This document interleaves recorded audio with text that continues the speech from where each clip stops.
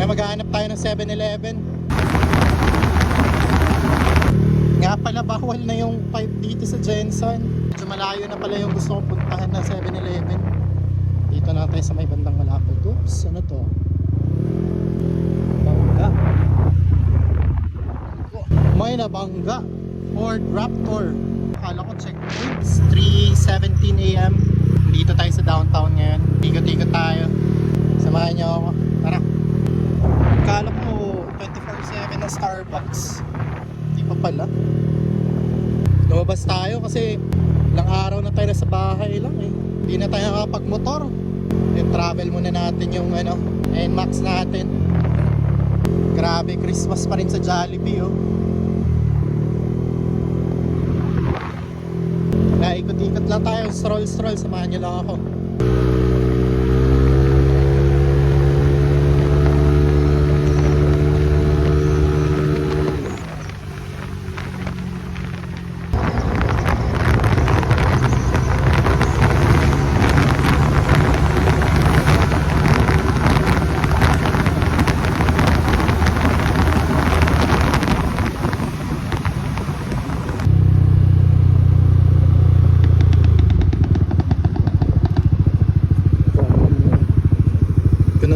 Noon Wiki Mart, isa sa mga sikat na bar dito sa Jensen.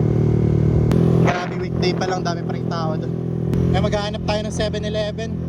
Pili tayo ng tubig. Again guys, nasa 100 kilometers na tayo since nung pag last gas up natin. Pero may 2 bars pa tayo sa motor. So may mga times na umaabot siya ng 120 kilometers ang full tank. So, yan, depende talaga. Nga pala, bawal na yung pipe dito sa Jensen. May City Ordinance 0644 ba yun? Bawal na daw open muffler, aftermarket pipe, or modified pipe. Pati aftermarket, bawal na daw. Hindi ko pa nakita yung details ng ordinance, pero hanapin natin.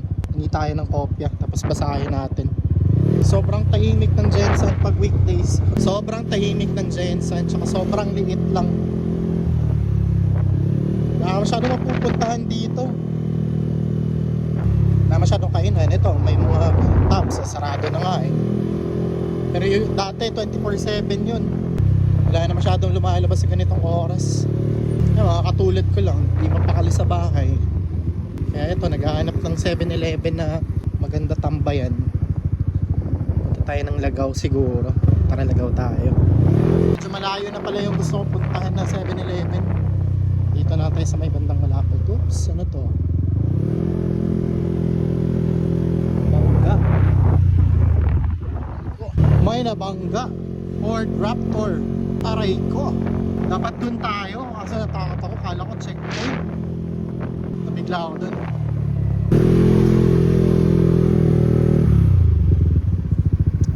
Tayo sa Caltex Lagaw ngayon mga boss. Tambay tayo dito.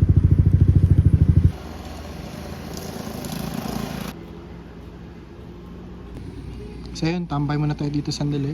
Ayan. Tapos pagkatapos uwi na din tayo.